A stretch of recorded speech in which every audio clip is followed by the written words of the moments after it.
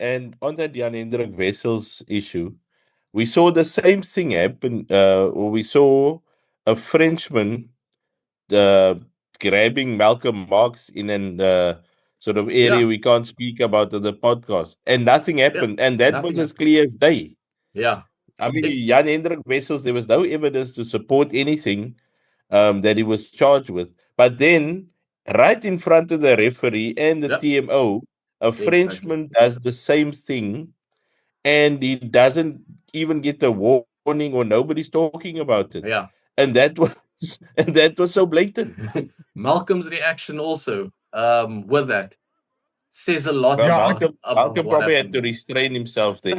He did. I I think believe he he wanted did. to deliver a PK there of the highest quality, but you don't have to be a lip reading expert to read the words that were coming out of Malcolm's mouth. Exactly, exactly.